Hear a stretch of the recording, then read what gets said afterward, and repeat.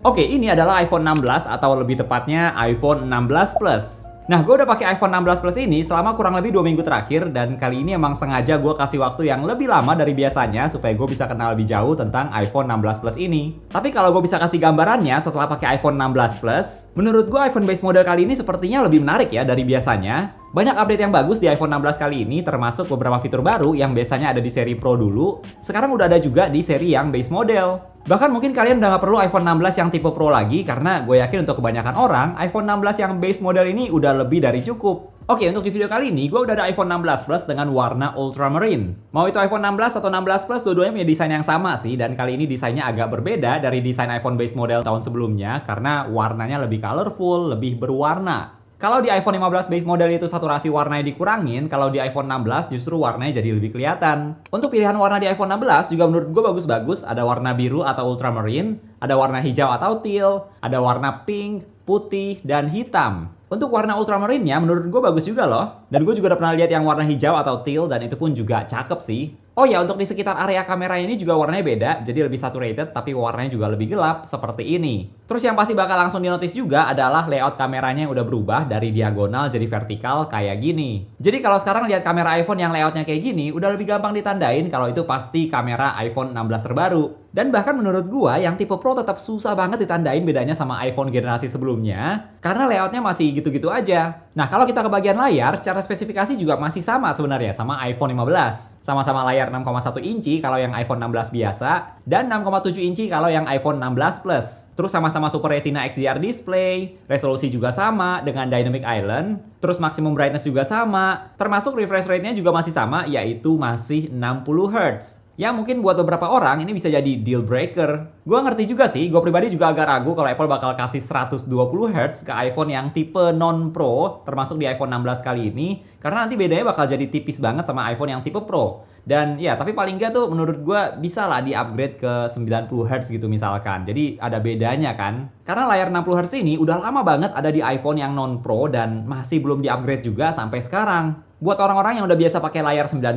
atau 120 Hz, layar 60 Hz ini mungkin bisa jadi poin minus besar sih. Tapi kalau misalnya teman-teman upgrade-nya dari iPhone tipe non-Pro juga yang sebelumnya, terus upgrade ke iPhone 16, gue yakin kalian nggak akan bermasalah sih sama layarnya yang juga 60 Hz. Nah, yang bagusnya dari layar iPhone 16, termasuk semua tipe iPhone 16 adalah kecerahan layarnya bisa kalian turunin sampai 1 nit. Ini bedanya iPhone 16 yang bisa sampai 1 nit dan iPhone tipe sebelumnya yang kecerahannya paling rendah bisa sampai 2 nits. Fitur ini bakal membantu banget kalau misalnya lagi pakai iPhone-nya di situasi lighting yang gelap supaya mata kita nggak kayak disorot lampu. Atau pas misalnya lagi mau bayar sesuatu biar layarnya nggak terlalu kelihatan sama orang lain. Fitur yang sederhana sih, tapi dari yang gue coba ternyata membantu juga loh. Overall selain soal refresh rate, menurut gue layar iPhone 16 ini masih termasuk layar yang bagus kok. Buat nonton, sosial media, termasuk edit foto, itu juga masih enak banget lihat layarnya. Selain itu, hal baru lainnya dari iPhone 16 adalah dua tombol baru. Pertama ada Action Button yang sebelumnya cuma ada di seri iPhone 15 Pro, sekarang juga udah ada di iPhone 16 yang bukan tipe Pro. Jadi teman-teman bisa kasih ekstra fitur ke tombol yang ada di atas tombol volume, pengaturannya ada di settings. Kalian bisa kasih fitur buat mode silent,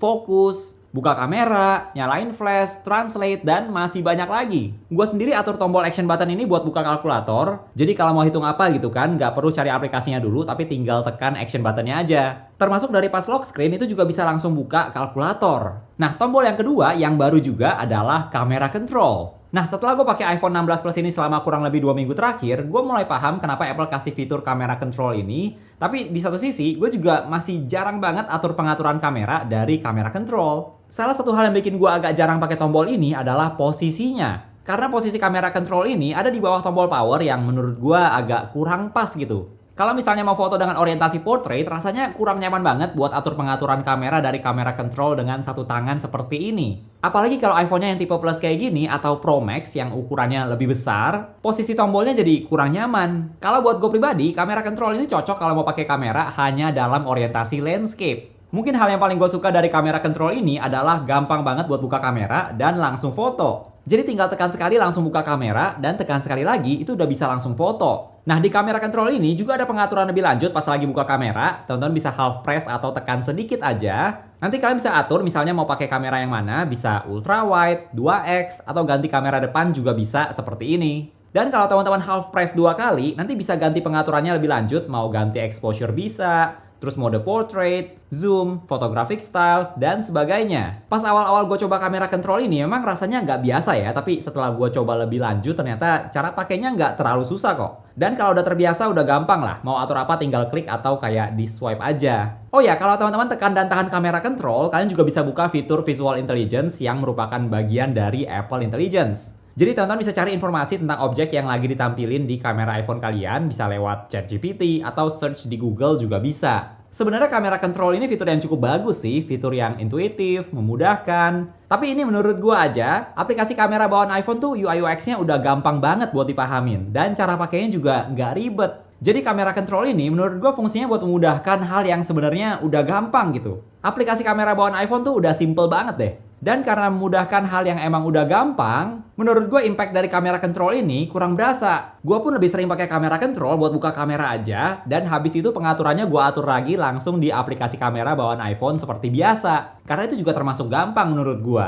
Bahkan gak jarang kamera control ini justru gak sengaja kepencet pas misalnya mau ambil iPhone-nya atau pas pegang iPhone-nya kayak gini. Tapi ya, ini fitur yang bisa diapresiasi lah. Fiturnya nggak eksklusif buat iPhone tipe Pro aja dan cara pakainya juga gampang. Walaupun aplikasi kamera bawaan iPhone sendiri emang udah gampang cara pakainya, yang menurut gue ini juga poin plus dari aplikasi kamera bawaan iPhone. Oh ya, kalau teman-teman mau ganti setting kamera control ini biar pas diklik nggak buka aplikasi kamera juga bisa. Pengaturannya ada di settings, nanti kalian bisa pilih misalnya buat buka aplikasi lain seperti Instagram, Farlens, tapi tetap dalam kategori fitur kameranya. Dan sedikit tips buat teman-teman yang pakai iPhone 16 juga, kalian harus perhatiin case yang kalian pakai. Karena beberapa case itu bisa bikin kamera controlnya ketutup dan jadi nggak terlalu responsif atau jadi susah tekennya. Tapi kalau pakai misalnya yang dari Apple sendiri yang clear case kayak gini, bagian kamera controlnya ini dibuat khusus biar gampang tekennya. Dan dari yang gue coba juga ternyata feel-nya emang kayak langsung tekan kamera controlnya gitu sih. Jadi tetap gampang buat ditekan atau half press juga bisa. Nah, masih berhubungan soal kamera, kita langsung aja sekalian bahas kamera dari iPhone 16 ini. Biar ada konteksnya, gue akan coba bandingin sama hasil foto dari kamera iPhone 16 Pro Max buat kasih lihat beda kualitas kameranya apakah beda jauh atau beda tipis. Supaya teman-teman yang mungkin bingung mau upgrade ke iPhone 16 atau 16 Pro, kalian bisa ada gambarannya. Gue udah ambil banyak foto buat tes kamera iPhone 16 atau 16 Plus ini, kameranya sama aja. Dan menurut gue kameranya termasuk bagus, terutama di kondisi pencahayaan yang terang kayak di siang hari. Hasil fotonya menurut gue udah oke banget. Secara warna, kalau dari yang gue tes, warna kamera iPhone 16 dan 16 Pro itu udah mirip banget, susah dibedain kalau dilihat dari warnanya aja. Tapi yang menurut gue cukup kelihatan di beberapa foto adalah di iPhone 16 kameranya sepertinya suka terangin area yang rada gelap atau di area shadow-nya ya. Kalau di iPhone 16 Pro itu area shadow-nya lebih gelap dibandingkan di iPhone 16. Kadang bisa ada bagusnya sih area shadow-nya itu diterangin, tapi kadang juga bisa bikin fotonya justru jadi kelihatan nggak bagus. Untuk kamera ultrawide iPhone 16, menurut gue udah termasuk bagus, tajam, bukan aperture-nya juga udah lebih besar dibandingkan di iPhone 15. Supaya hasil fotonya bisa sedikit lebih terang. Tapi kalau dibandingin sama iPhone 16 Pro, menurut gue yang iPhone 16 Plus ini kamera ultrawide-nya sedikit over sharpen ya dibandingkan iPhone 16 Pro. Padahal di iPhone 16 Pro itu ultrawide-nya 48 megapiksel loh. Tapi ya itu kalau kalian zoom banget fotonya baru kelihatan. Kalau tanpa di zoom, tenang aja, ultrawide iPhone 16 biasa juga udah bagus kok. Plus sekarang kamera ultrawide-nya juga udah bisa foto makro. Untuk kamera utamanya atau disebutnya fusion kamera itu juga bagus, dynamic range-nya oke, hasilnya mirip kayak iPhone 16 Pro juga sih. Cuma kayak tadi yang sempat gue mention area shadow-nya lebih diterangin di iPhone 16 biasa. Sedangkan untuk telefoto, karena iPhone 16 biasa opsinya cuma ada 2x, hasilnya juga kurang lebih sama dengan 2x di iPhone 16 Pro, karena sama-sama crop dari sensor kamera utama. Untuk di situasi low light, sebenarnya mau itu iPhone 16 biasa atau 16 Pro hasilnya lumayan mirip, bedanya paling di beberapa foto, iPhone 16 Pro foto low lightnya lebih jernih. Lebih sedikit noise-nya dibandingkan di iPhone 16 biasa, tapi itu pun juga baru kelihatan kalau kalian zoom banget fotonya. Nah, yang menurut gue berasa banget bedanya adalah focus distance atau jarak fokus. Dari yang gue coba, gue langsung sadar iPhone 16 ternyata bisa fokus lebih deket loh dibandingkan di iPhone 16 Pro. Ini contoh perbandingannya pakai foto keyboard dari jarak yang sama. iPhone 16 Pro baru bisa fokus di sekitar function key, sedangkan di iPhone 16 Plus udah bisa fokus di sekitar huruf E di keyboard. Untuk separasi sama backgroundnya juga bagus, apalagi kalau kalian tambahin mode portrait, blurnya bisa lebih bagus lagi. Lalu untuk kamera depan, iPhone 16 biasa ataupun 16 Pro hasil fotonya mirip, nggak ada perbedaan yang signifikan. Kalau di lighting yang bagus, hasilnya menurut gue termasuk bagus juga, tekstur kulitnya juga oke. Tapi kalau malam hari atau low light, noise-nya udah lebih banyak. Nah, di iPhone 16 juga udah ada latest generation photographic styles yang menurut gue ini versinya udah lebih bagus dibandingkan photographic styles yang pertama kali diperkenalkan di iPhone 13. Sekarang pilihannya udah lebih banyak dan bisa kalian customize juga nih. Tinggal di drag aja bagian ini buat atur shadow, saturasi warna, dan yang slider di bawahnya ini buat atur intensitas style yang kalian pilih. Kalau dari yang gue coba, gue cukup suka mood yang dramatik sih, tapi jangan di fullin intensitasnya dan hasilnya menurut gue cukup bagus. Gue pribadi sebenarnya tipe yang lebih sering edit foto di Adobe Lightroom karena lebih banyak yang bisa gue atur. Tapi buat teman-teman yang mungkin nggak terlalu suka atau nggak terlalu paham soal editing, kalian bisa pakai fitur photographic style ini supaya foto-foto kalian punya look yang konsisten. Untuk di bagian video, iPhone 16 kualitas videonya udah oke banget, terutama di siang hari, dynamic range-nya bagus, stabilisasinya juga bagus. Menurut gue untuk video udah bisa diandelin lah. Termasuk pas malam hari juga bagus, apalagi kalau pakai kamera utamanya. Tapi kalau pakai kamera ultra wide atau 2x, videonya jadi lebih banyak noise seperti yang bisa kita expect. Tapi selama pakai kamera utama, iPhone 16 kualitas videonya menurut gua udah bagus banget. Oh iya, dan tentu saja kalau malam hari yang banyak lampunya, flare-nya juga bakal tetap kelihatan ya. Buat teman-teman yang mau bikin konten pakai iPhone 16, mungkin itu iPhone 16 biasa atau yang Plus, itu menurut gua kameranya udah lebih dari cukup. Untuk performa dari iPhone 16, menurut gua ngapain aja udah lancar, dan iPhone 16 ini spesifikasinya juga udah lebih bagus, udah di-upgrade. Chipnya udah pakai chip A18 dan RAM-nya juga udah 8 GB berkat Apple Intelligence. Terus CPU dan GPU-nya juga udah di-upgrade, jadi menurut gua iPhone 16 yang non-Pro ini pun bisa buat jangka panjang ke depan. Kalau dari use case gue sendiri, paling aktivitas yang rada berat itu pas main games kayak Genshin Impact, itu bisa gue mainin dengan grafik maksimum dan 60 FPS. Itu gue udah bisa mainin dengan lancar loh. Termasuk beberapa games lain yang gue coba juga sejauh ini udah lancar, nggak ada masalah.